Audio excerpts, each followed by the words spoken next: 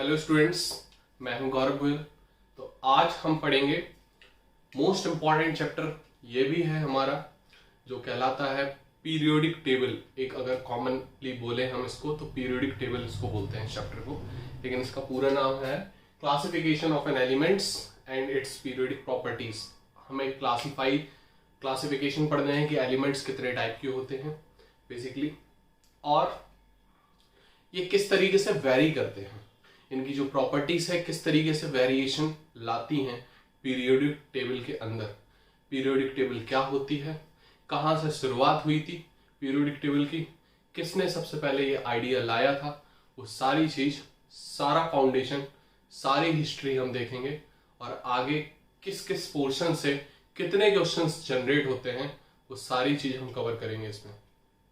तो हम सबसे पहले अगर हम बात करें तो जो एलिमेंट्स हैं, एलिमेंट्स को दो तरीके से क्लासिफाइड किया था सबसे पहले एंटोनी लैवोशियर ने। एंटोनी लैवोशियर कौन है, हमने पहले भी बताया था, ये फादर ऑफ मॉडर्न केमिस्ट्री कहलाते हैं। अगर कहीं एक नंबर में क्वेश्चन आ जाए जीके का, ये फादर ऑफ मॉडर्न केमिस्ट्री कौन है, तो एंटोनी लैवोशियर है। तो लैवोशियर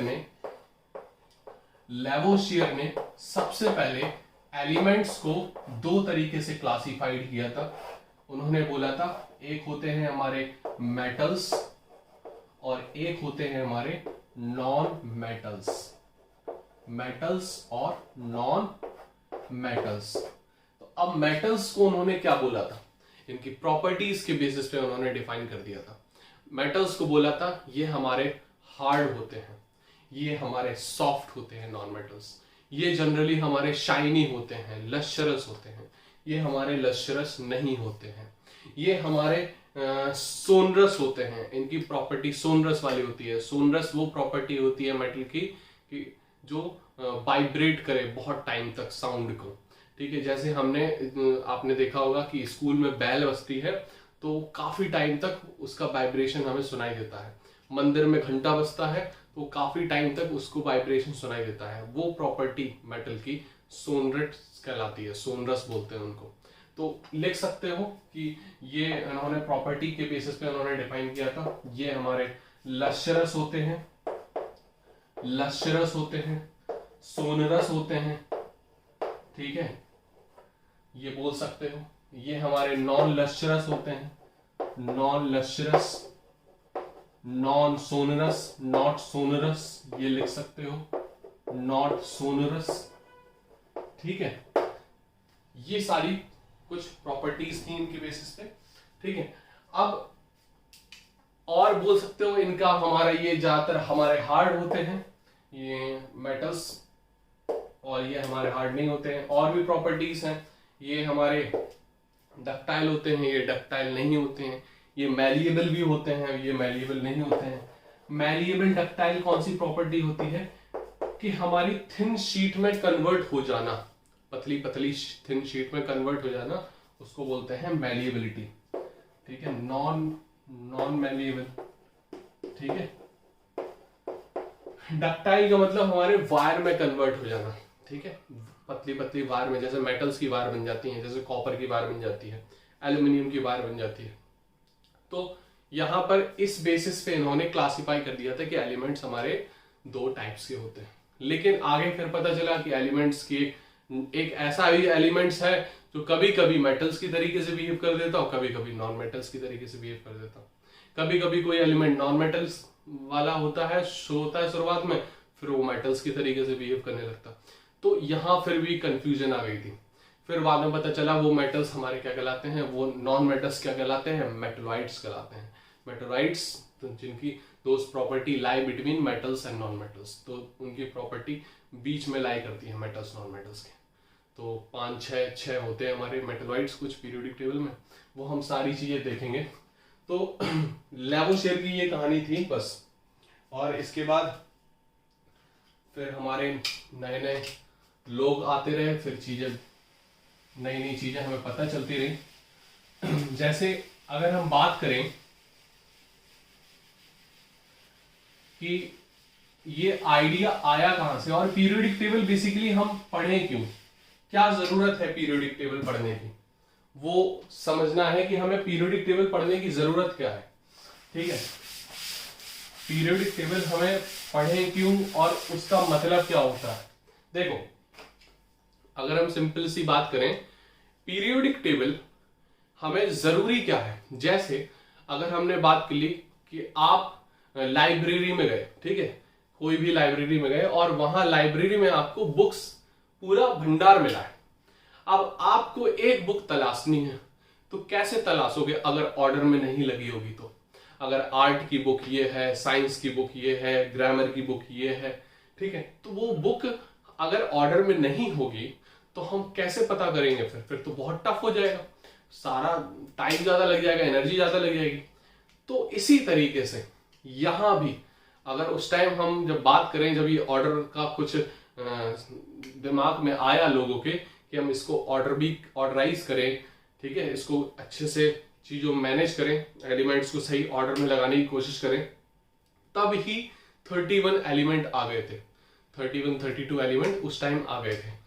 तब डॉबरीनर ने, एक डॉबरीनर नाम के साइंटिस्ट थे, केमिस्ट थे, तो उन्होंने सबसे पहले ऑर्डराइज किया एलिमेंट्स को और फिर उन्होंने बताया कि अब देखो ऑर्डराइज करना इंपॉर्टेंट क्यों है। अगर हमने ऑर्डराइज कर दिया तो हमें आराम से वो चीजें मिल जाएंगी। तो पीरियोडिक टेबल की डेफिनेशन यही है, the proper arrangement of an element, the proper arrangement of an element या systematic arrangement of an element in a horizontal rows and vertical column.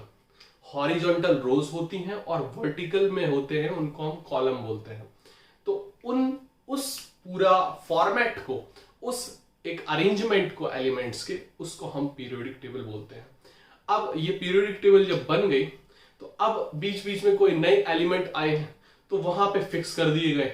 अब शुरुआत में 31 एलिमेंट थे, जब मेंडलीव आए तब 63 एलिमेंट हो गए थे। ठीक है, आगे हम बताते आएंगे। फिर और भी, जब अभी इस टाइम 122 एलिमेंट है, कई बुक्स में आपको एनसीईआरटी में 114 एलिमेंट दिए जाएंगे, तो वो पुरानी है एनसीईआरटी हमारी, देख लेना उसको। तो अब 122 एलिमेंट्स कुछ हो चुके हैं, अपनी पीरियोडिक टेबल में 118 तक है।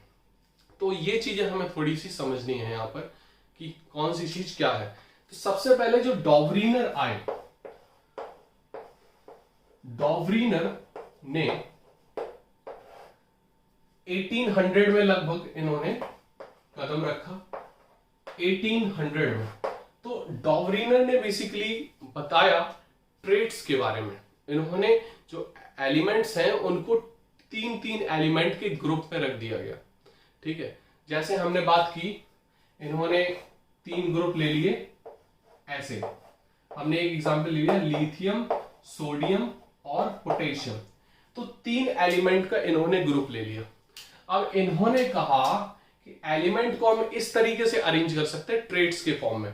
तो ट्रायड्स बेसिकली क्या है, इसको हम लॉ ऑफ ट्रायड्स भी बोलते हैं, लॉ ऑफ ट्रायड्स। ट्रायड्स तो मतलब 3 एलिमेंट का ग्रुप। तो लॉ ऑफ ट्रायड्स डॉबरीनर ने दिया था। तो अब बेसिकली जो इसका मतलब क्या है, इन्होंने जो लॉ में बोला था, इनका लॉ क्या है, इन्होंने ये बोला था मास ऑफ या atomic mass of middle element, लिख लेना इसको, एटॉमिक कर दो, atomic mass of middle element, middle element is equal to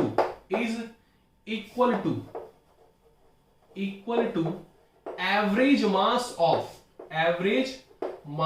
of first and third element, first and third element। मतलब फर्स्ट और थर्ड एलिमेंट के मास का अगर हम एवरेज निकालें तो हमारा मिडिल एलिमेंट के बराबर आएगा। अब जैसे हमने एग्जांपल की बात की, यहां पर इसका 7 आता है, ठीक है, यहां पर इसका 23 आता है। क्लियर, समझ में आ रही बात की नहीं। और पोटेशियम का आपको पता है कितना आता है, 39 अप्रॉक्स। ठीक है, अब जब हम देखेंगे एवरेज निकालेंगे, तो अगर हमने एवरेज निकाला, हमें सोडियम के मास निकालना है, तो इन दोनों का जोड़ दो, लिथियम और पोटेशियम अपॉन 2, एवरेज निकालना है। ठीक है, तो अब क्या करोगे, इसका 7 रखोगे, इसका 39 रखोगे, अपॉन 2, कितना हो गया 46/2। कितना हो गया 23, कितना हो गया ये 23, ये सोडियम के मास के बराबर आ गया लगभग। तो यहां पर ये वैलिड हो रहे थे, ठीक है। अब देखना कौन से ट्रायड्स में वैलिड नहीं होंगे, पहले ये आप लिख लो अच्छे से, फिर हम और बताते हैं। ये लिख लो, ये इसका लॉ हो गया, ठीक है। यहां लिख लेना atomic mass of middle element is equal to the average mass of first and third elements. ये लिख लेना, ये हमारा लॉ ऑफ ट्राइड्स कहलाता है। देखो हम सारे ट्रेड्स देखेंगे कि कितने उन्होंने ट्रेड्स दिए थे। लगभग जो एनसीईआरटी में दिए गए वो 3 ट्रेड्स दिए गए, लगभग 28-29 एलिमेंट तक थे। और यहां पर ये चीज लिख लेना कि वहां पर हमने 1800 बता दिया था, या आप बोल सकते हो 19th सेंचुरी, ठीक है, starting of 19th century. 1829 correct कर लेना उसको, 1829 ईयर में हमारा डॉपरिनर ने बताया था।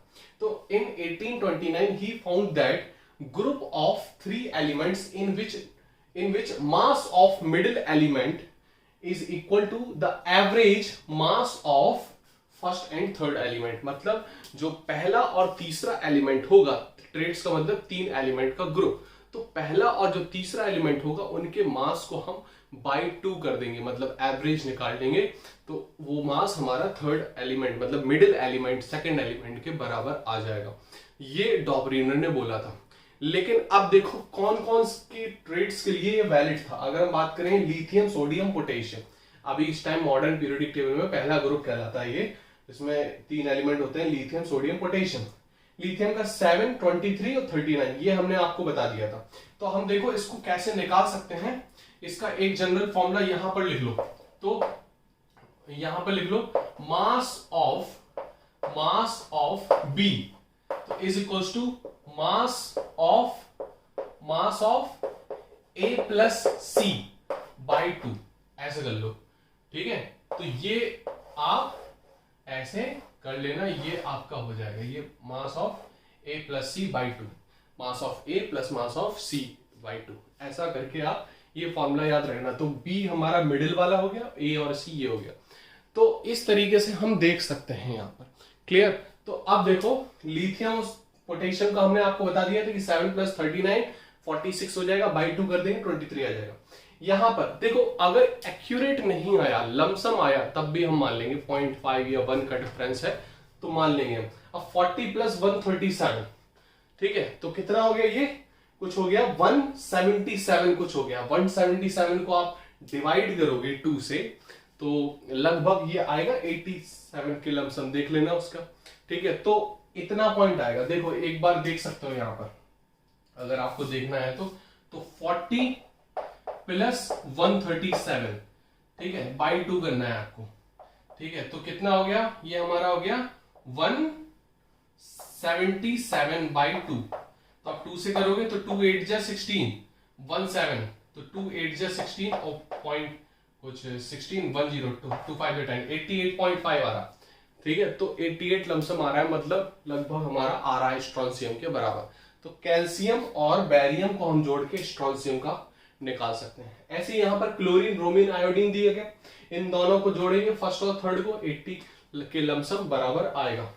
फास्फोरस और एंटीमनी का हम जोड़ देंगे, ये क्या है, फास्फोरस, ठीक है, आर्सेनिक, ठीक है, आर्सेनिक AS होता है, ठीक है, फास्फोरस आर्सेनिक, ठीक है, फास्फोरस, आर्सेनिक और एंटीमनी, ये AS होता है, ध्यान रखना। तो फास्फोरस और एंटीमनी को हम जोड़ देंगे तो हमारा आर्सेनिक के बराबर आ जाएगा। लेकिन अगर हम बात करें, जैसे एक ट्रेड हमने ले लिया, यहां पर ध्यान से देखना, यहां पर हमने ट्रेड ले लिया, देखो हाइड्रोजन होता है, यहां हमने लिथियम ले लिया और सोडियम ले लिया। अब सोडियम को होता है 23, हाइड्रोजन को होता है 1, 23 और 1 24, बाई 2 करोगे कितना 12 आना चाहिए, लेकिन लिथियम का कितना आ रहा है 7। तो ऐसे कुछ जब ग्रुप बनाते हैं तो फिर वहां पर गलत हो रहा है, ठीक है। ऐसे बहुत से ग्रुप हम जब बनाएंगे तो वहां पर क्या हो जाएगा, गलत हो जाएगा। इसको लिख लो जल्दी फटाफट, इसको लिख लो। और एक और देख सकते हैं, एक और देख लेंगे हम, जैसे इसका देख लो, यहां पर आपको दिख रहा होगा ये वाला, देखो एक ग्रुप का एग्जांपल और देख सकते हैं, जैसे हमने ले लिया O, सल्फर और सेलेनियम, ठीक है। तो ऑक्सीजन का 16 होता है, इसका 32 होता है और इसका 79 लमसम होता है। ठीक है, ये दिख रहा होगा आपको, दिख रहा है, दिख रहा है। ठीक है, तो 16 प्लस 17 आप जोड़ दोगे 39 के बराबर, 17 32 के बराबर नहीं आएगा। 16 प्लस 17 हमारा कितना हो गया, 79 प्लस 16 लगभग हमारा होगा ये 5 हो गया। ठीक है, एक हासिल, ये 95 लगभग हो गया। 95/2, 95/2 90 का आधा 45 होता है, तो ये तो 32 है, ये नहीं आएगा। तो यहां भी ये गलत हो गया। ठीक है, ये तो आपको पता है कि हम 16 ग्रुप में आता है, ऑक्सीजन सल्फर सेलेनियम एक ही ग्रुप में होता है। ठीक है, तो ये दो ग्रुप आप बता सकते हो, इसके ड्रॉबैक। ठीक है, यहां पर पहले आप इसके मेरिट्स लिख सकते हो।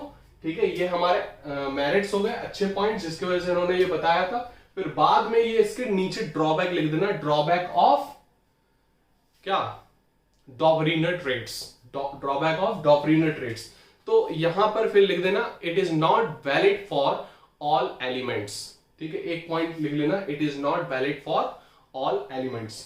इसको नोट कर लो अच्छे से, फिर हम आगे बढ़ते हैं नए टॉपिक पे। देखो, अब हम देखेंगे दूसरे पर्सन को, दैट इज अलेक्जेंडर न्यूलैंड। अब देखो, न्यूलैंड ने एक लॉ दिया था, उन्होंने लॉ ऑफ ट्रेट्स दिया था, डॉबरीनर ने यहां पर दिया था law of Octave. Octave, tried का मतलब समझ गए थे कि 3 का ग्रुप है, ऑक्टेव मतलब 8 से कुछ लोचा है, यहां पर 8 से काम होगा यहां पर। अब 8 का काम यहां पर कैसे है उसको भी समझेंगे। अब देखो, ये कब इन्होंने बताया था, इन 1865। ये लिख सकते हो, an English chemist Alexander Newland was first who correlate the chemical properties with atomic mass. ये पहले केमिस्ट थे या पहले इंसान थे जो पीरियोडिक टेबल को अरेंजमेंट करने में सहायक थे, जो कि सबसे पहले इन्होंने केमिकल प्रॉपर्टीज को एटॉमिक मास से कोरिलेट किया था। इन्होंने ऐसा बताया कि एटॉमिक मास का जो रिलेशन है वो केमिकल प्रॉपर्टीज से कहीं ना कहीं है। इन्होंने क्या किया, इन्होंने ये बताया अपने लॉ में, इनका लॉ ऑफ ऑक्टेव बेसिकली क्या बोलता है कि जो फर्स्ट एलिमेंट है, उन्होंने अरेंजमेंट रखा, इन्होंने एक vertical trait, vertical column form में दिया था ट्रेट्स में, यहां पर हॉरिजॉन्टल फॉर्म में चल रहे थे। तो पहला जो एलिमेंट होगा वो 8वें एलिमेंट की प्रॉपर्टीज लगभग सेम होगी। अब इन्होंने इस तरीके से अरेंज किया था, वो अरेंजमेंट अभी हम देखेंगे। तो इन्होंने ये बोला कि पहले एलिमेंट और 8वां एलिमेंट की हमारी जो प्रॉपर्टी होगी वो सेम होगी, ठीक उसी तरीके से जिस तरीके से 7 सुर के बाद 8वां सुर पहले सुर जैसा होता है, या पहला सुर ही होता है। जैसे सा रे गा मा पा धा नी और फिर से आ जाता है सा, तो वो सा और ये सा सेम है। तो सेम चीज उन्होंने बोली। अब ये थॉट आया कैसे, म्यूजिकल थॉट, ये समझने वाली बात है थोड़ा सा। देखो, ये न्यूलैंड जो थे, वो जो काम कर रहे थे इस चीज पे, तो उनके रूममेट थे एक दोस्त, वो थे किसमें, म्यूजिशियन। वो इस सुरों पे काम करते थे, तो वो इनके अच्छे दोस्त बन गए। दोस्त बन गए, आपस में बातचीत चलने लगी, बातचीत चलने लगी तो एक दूसरे की जो बातें हैं वो घुलने मिलने लगी। तो उन्होंने उठा के वो चीज इसमें डाल दी। आप ये देखोगे, जब उनकी एक बुक आई है उनके दोस्त की, नाम मुझे याद नहीं आ रहा इस टाइम, वो मैं बता दूंगा तुमको नेक्स्ट लेक्चर में। तो उस बुक में इस एलिमेंट्स का भी है, जो उनके म्यूजिकल बुक है उनके दोस्त की, तो इसमें ये जो केमिस्ट के टर्म हैं, जो एलिमेंट्स के टर्म्स हैं, वो वहां भी उन्होंने यूज किए और उन्होंने पूरा का पूरा यहाँ पर ये अप्लाई कर दिया म्यूजिकल टर्म। वो चला, कितना चला, कहां तक चला, वो हम सारी चीजें देखेंगे। पहले हम लॉ को समझते हैं। तो ये नोट कर सकते हो, ये न्यूलैंड लॉ ऑफ ऑक्टेव, फिर हम समझेंगे कि इसमें बेसिकली है क्या। अब देखो, न्यूलैंड लॉ ऑफ ऑक्टेव जो है वो बताता है, जो इनका लॉ है वो कहता है the properties of first element. लिख सकते हो, यहां पर क्या लिखना है, the properties of first element, the property of first element is nearly similar to is nearly similar to the eighth element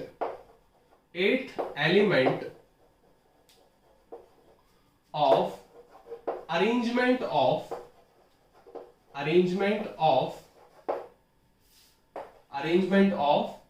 elements. मतलब जो इन्होंने अरेंजमेंट दिया उनके अरेंजमेंट में पहला एलिमेंट और 8वें एलिमेंट की प्रॉपर्टी सेम है। जैसे हमने ले लिया लिथियम, यहां पर लिथियम,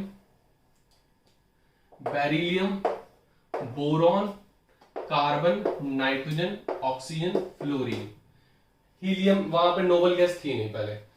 यहां पे हो गया सोडियम, ठीक है, यहां पर हमारा बेरिलियम, मैग्नीशियम, यहां पे aluminium, silicon, phosphorus, sulphur, chlorine, argon, यहां पे आ गया पोटेशियम और कैल्शियम। ठीक है, यहां तक हम बोल दे रहे। ठीक है, उस टाइम भी कुछ ज्यादा एलिमेंट्स नहीं थे, न्यूलैंड के टाइम में भी कम ही एलिमेंट्स थे। तो उस टाइम उन्होंने बताया जैसे ये पहला एलिमेंट है, ठीक है, दैट इज फर्स्ट एलिमेंट। तो अब 1 2 3 4 5 6 7 और फिर जो 8th आएगा, तो इनकी और इनकी जो प्रॉपर्टी है वो सिमिलर है। ये इन्होंने बोला था अपने लॉ में। इन्होंने बोला कि जो फर्स्ट एलिमेंट है और जो 8th एलिमेंट आएगा, जो सा आएगा, सा रे गा मा पा धा नी, और जो सा आएगा वो हमारा सिमिलर प्रॉपर्टीज का होगा। अगर हम यहां से देख ले, इसको फर्स्ट मान लें, तो सा रे गा मा पा धा नी सा, तो इसकी और इसकी प्रॉपर्टी सेम आएगी। तो उन्होंने सिंपली ये बोला कि फर्स्ट एलिमेंट जो होगा वो रिपीटेडली जो नेक्स्ट ऑर्डर में आएगा उसका फर्स्ट और 8th एलिमेंट की प्रॉपर्टी लगभग सेम होगी। ये न्यूलैंड ने अपने लॉ में बोला। अब जो बेसिकली बात है यहां पर समझने की कि ये जो प्रॉपर्टीज हैं, ये जो ऑर्डर है, पीरियोडिक जो फंक्शन है इनका, वो मास के अकॉर्डिंग है। देखो यहां पर लिथियम का मास कम है, फिर बेरिलियम का फिर ज्यादा है, फिर बोरॉन, कार्बन, नाइट्रोजन, ये मास के अकॉर्डिंग इंक्रीजिंग ऑर्डर में लगे हुए हैं। अब यहां पर इनका जो ड्रॉबैक है, ये फेल किस वजह से हो गए?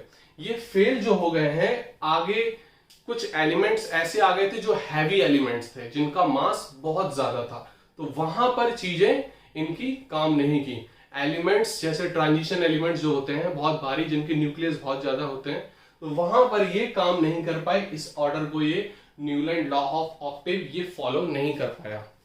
इतनी बात क्लियर हो रही कि नहीं हो रही? तो इसको लिख सकते हो न्यूलैंड लॉ ऑफ ऑक्टेव को। तो ये पूरा प्रॉपर्टीज हैं, और ड्रॉबैक में लिख सकते हो it is not valid for heavy elements. It is not valid for heavy elements, ये लिख सकते हो, पूरा नोट कर लो।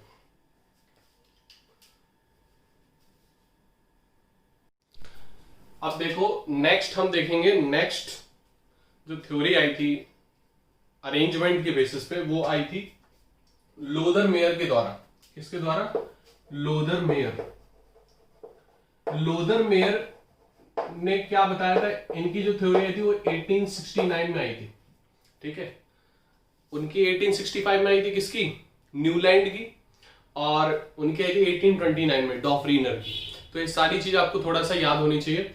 अगर हम लूदर मेयर की बात करें, लॉदर मेयर की, तो लॉदर मेयर ने बेसिकली एटॉमिक वॉल्यूम पे बात की थी।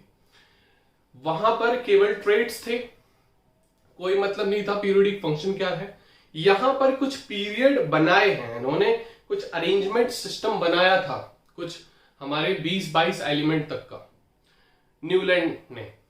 यहां पर इन्होंने एटॉमिक मास पर ज्यादा जोर दिया। जो पीरियोडिक प्रॉपर्टीज हैं, जो केमिकल प्रॉपर्टीज हैं, जो कुछ प्रॉपर्टीज मिलती हैं, वो उन्होंने डायरेक्टली लिंक कर दी थी एटॉमिक मास से। यहां पर लॉदर मेयर ने एटॉमिक वॉल्यूम को निशाना बनाया। इन्होंने कहा कि एटॉमिक वॉल्यूम को हम ज्यादा यहां तवज्जो देंगे, उसके बेसिस पे हम यहां पर अरेंजमेंट करेंगे। इन्होंने ये नया पैतरा थोड़ा अपनाया। अब इस पैतरा में देखेंगे हम किस एलिमेंट तक, कहां तक ये वैलिड होगा और कहां तक वैलिड नहीं होगा। अब वही चीज हम सारी चीज देखते रहेंगे। देखो एक वेरिएशन है यहां पर, जो इन्होंने जो बेसिकली बात की वॉल्यूम के बेसिस पे, तो यहां पर एक डेंसिटी का ग्राफ आता है कि डेंसिटी किसकी ज्यादा होगी किसकी कम। यहां पर हम देखेंगे चीजें कि जो डेंसिटी है वो मास अपॉन वॉल्यूम होती है। क्या होती है? Mass upon volume. तो मास अपॉन वॉल्यूम के बेसिस पे हम यहां ग्राफ बनाया है इन्होंने, लॉदरमेयर ने। तो इन्होंने कहा एटॉमिक मास और एटॉमिक वॉल्यूम में जो ग्राफ है वो इस तरीके से वेरिएशन करेगा, इस तरीके से वेरिएशन वो शो करेगा। अब देखो यहां पर चीजें क्या हैं, किस तरीके से चीजें चल रही हैं। देखना यहां पर, जैसे हम यहां पर बात करें हाइड्रोजन, ठीक है, ये जो वॉल्यूम की बात है। अब हीलियम में वॉल्यूम एकदम से बढ़ गया, ठीक है, हीलियम में बढ़ गया, नाइट्रोजन में कम हो गया, ठीक है। अब नाइट्रोजन में ये कम हो रहा है, ठीक है, अट्रैक्टिव फोर्स बोल सकते हो। फिर सोडियम हमारा लगभग हीलियम के बराबर आ गया, ठीक है। सोडियम के बाद पोटेशियम का वॉल्यूम हमारा बढ़ गया। मास तो ये बढ़ ही रहा, ये मास का ऑर्डर है, ये मास बढ़ रहा है धीरे धीरे, ठीक है। हाइड्रोजन, हीलियम, लिथियम, बेरिलियम, ये मास, एटॉमिक मास बढ़ रहा है इसके हिसाब से। लेकिन एटॉमिक वॉल्यूम किस तरीके से वेरी कर रहा है वो हमें देखना है। तो अब जिसका एटॉमिक वॉल्यूम ज्यादा हो गया तो उसकी डेंसिटी कम हो गई, ये आपको क्लियर पता है कि नीचे का पोर्शन अगर ज्यादा हो जाता है तो ओवरऑल पोर्शन कम हो जाता है। ये चीज समझ में आ गई। तो मास अपॉन वॉल्यूम का रेशियो ऑब्वियस कम हो जाएगा, मतलब डेंसिटी कम हो जाएगी। तो अगर हम हीलियम की बात करें, यहां इस ग्राफ से आपको कई क्वेश्चंस बन सकते हैं। यहां पर आपको डेंसिटी का ऑर्डर पूछ सकते हैं, यहां पर आपको इस हिसाब से डेंसिटी का अगर ऑर्डर पूछ लिया जाए तो आप क्या बताओगे? अगर आपसे पूछ लिया जाए हीलियम, नाइट्रोजन और सोडियम मैग्नीशियम में क्या बनेगा डेंसिटी का ऑर्डर, ठीक है। तो अब जिसका वॉल्यूम आपको ज्यादा मिलेगा, मास अपॉन वॉल्यूम का रेशियो आप देख लोगे, जिसका मास अपॉन वॉल्यूम का रेशियो अगर हमें ज्यादा मिलेगा उसकी डेंसिटी ज्यादा हो जाएगी। तो इस हिसाब से यहां से पूछ सकते हैं। अब देखना यहां पर एक चीज कि आपको ये सारी चीजें दी जाएंगी अगर कोई क्वेश्चन पूछा जाए तो अब हम इस तरीके से देख सकते हैं यहां वॉल्यूम के अकॉर्डिंग कि हीलियम, नाइट्रोजन और सोडियम ये इस तरीके से वेरी हो रहे हैं, ठीक है। यहां नाइट्रोजन का हमारा हीलियम से कम है वॉल्यूम, ठीक है, कम है। अब सोडियम का लगभग हीलियम से बराबर है, मैग्नीशियम का फिर कम हो गया। अब ये समझते हैं ना कि सोडियम और मैग्नीशियम में कम क्यों गया? क्योंकि वो पेयर्ड हो गया और प्रोटॉन बढ़ गया, ये बोल सकते हो। तो यहां पर पेयर्ड भी हो गया और प्रोटॉन भी बढ़ गया, तो यहां पर इसका वॉल्यूम कम हो गया। अब एल्यूमिनियम में और कम हो गया, ठीक है, हाफ स्टेबलाइज बोल सकते हो, ठीक है। फिर आर्गन में फिर बढ़ गया, ठीक है, पोटेशियम में फिर बढ़ गया। तो सोडियम, पोटेशियम ये बढ़ रहा है, लिथियम, सोडियम, पोटेशियम में ये बोल सकते हो इस तरीके से बढ़ रहा है। यहां पर रुबिडियम बढ़ रहा है, ठीक है। तो इस तरीके से चीजें बढ़ रही हैं, lithium, sodium, potassium, rubidium, caesium और ऊपर आएगा, तो फ्रांसियम और ऊपर आएगा। तो इस तरीके से ये अल्कली मेटल्स का वॉल्यूम तो सबसे ज्यादा होगा, अल्कली मेटल्स का वॉल्यूम सबसे ज्यादा होगा। इस तरीके से आपको पता है कि लेफ्ट टू राइट वो चेंज होगा। यहां पर ये प्रॉपर्टीज इन्होंने डाल दी। तो इन्होंने ये फंक्शन बेसिकली इस बेसिस पे बताया। अब इनका जो स्टेटमेंट है वो क्या है लॉदरमेयर का, वो स्टेटमेंट और देख लेते हैं। इस फिगर को बहुत अच्छे से बारीकी से बना लो। बस ये चीज थोड़ा समझ जाना कि इधर मैग्नीज, आयरन, कोबाल्ट में आयरन का जो वॉल्यूम है वो ज्यादा है। ये सारी चीजें थोड़ा सा समझ लेना, यहां से क्वेश्चंस उठ सकते हैं काफी। और ये एक डेंसिटी का ग्राफ है एटॉमिक मास और एटॉमिक वॉल्यूम के बीच में। इसको नोट कर लो अच्छे से, फिर हम आते हैं उस पर।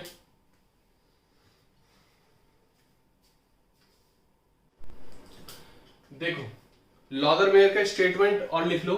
लॉदरमेयर ने बेसिकली हमारा 1869 में इन्होंने बताया था। देखो ये हमारे इंग्लिश केमिस्ट थे। देखो इन्होंने बेसिकली बोला क्या है, Lothar Meyer presented the classification of elements in the following curve. Following curve किस किस के बीच में था? Between atomic mass and atomic volume. Atomic mass तो समझ गए आप, एटॉमिक मास बेसिकली क्या होता है?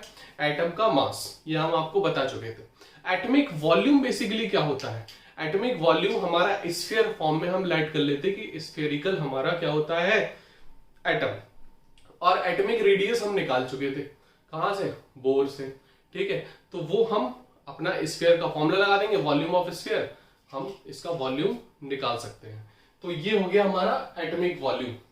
अब इट स्टेट दैट, इन्होंने बोला क्या था, it state that the property of element और the periodic function of atomic volume is atomic volume. जो पीरियोडिक फंक्शन होगा वो क्या होगा, एटॉमिक वॉल्यूम होगा।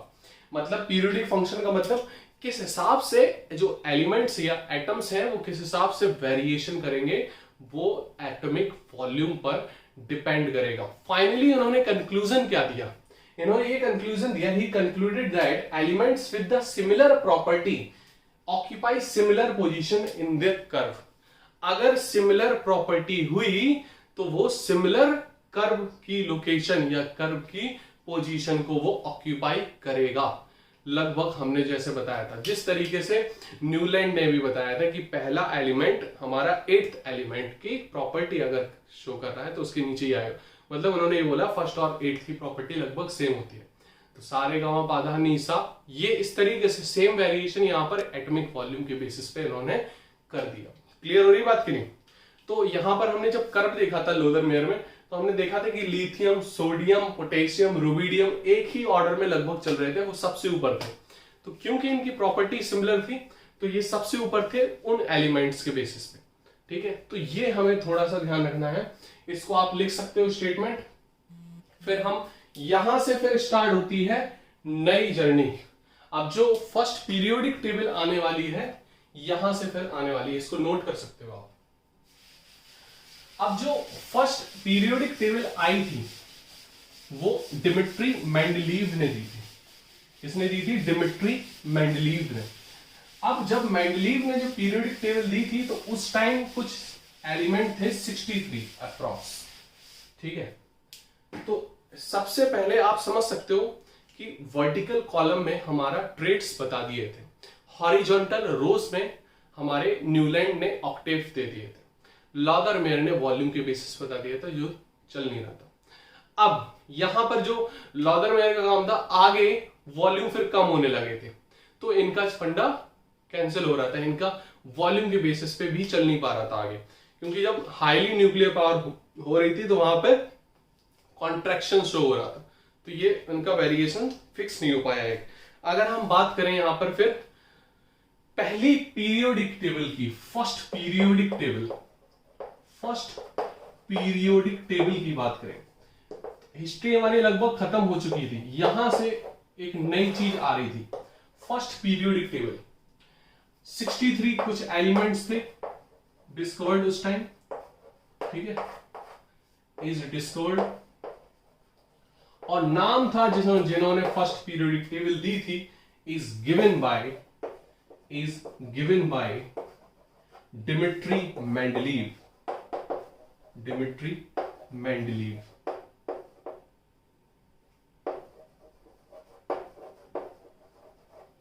अब डिमिट्री मेंडलीव जो है वो फादर ऑफ पीरियोडिक टेबल भी कहलाते हैं, फादर ऑफ पीरियोडिक टेबल, क्योंकि सबसे पहले जो पीरियोडिक टेबल दी थी वो इन्हीं ने दी थी। और तो सब लगभग कुछ भी बनाते रहे, लेकिन जो ऑर्डर वाइज पीरियोडिक टेबल है, जो रियल में पीरियोडिक टेबल कहलाती है, तो सबसे पहली पीरियोडिक टेबल डिमिट्री मेंडलीव ने दी थी। अब इनकी पीरियोडिक टेबल में बेसिकली था क्या क्या, जो पीरियोडिक टेबल थी कुछ इस हिसाब से हम इसको बना दे रहे। देखो इनके जो ये थे, ये होते हैं हमारे कॉलम, जिसको बोलते हैं वर्टिकल फॉर्म में होंगे तो वर्टिकल कहलाते हैं कॉलम। वर्टिकल होते हैं कॉलम, इनको बोलते हैं ग्रुप। क्या बोलते हैं? ग्रुप। तो इनके पीरियोडिक टेबल में 8 ग्रुप थे, और ये जो कहलाती हैं ये हॉरिजॉन्टल रोज, ये कहलाती हैं क्या? पीरियड्स। ये कहलाती हैं पीरियड्स। ये थे 7 इनकी मेंडलीव की पीरियोडिक टेबल में। ठीक है, ये 7 थे। तो हमें ये चीज थोड़ी सी समझनी थी कि ये इन्होंने चीज दी। क्लियर हो रही बात कि नहीं? यहां से पीरियोडिक टेबल में एक नया मोड़ आया, नई चीजें आई, फिर डिजाइनिंग हुई। मेंडलीव ने कम से कम नहीं तो 7-8 बार अपनी पीरियोडिक टेबल दी थी, प्रपोज की थी। अब हम बात करें, इन्होंने अपनी लगभग पूरी जिंदगी लगा दी थी पीरियोडिक टेबल में। बाद में कुछ समय बाद इनका कामयाबी मिली कुछ चीजों पर, क्योंकि एटॉमिक मास के बेसिस पे हमारी पीरियोडिक टेबल लॉन्ग या सारे एलिमेंट्स के लिए नहीं चल सकती थी। तो आगे फिर नई पीरियोडिक टेबल आई, इसको हम और डिटेल में पढ़ेंगे मेंडलीव पीरियोडिक टेबल को।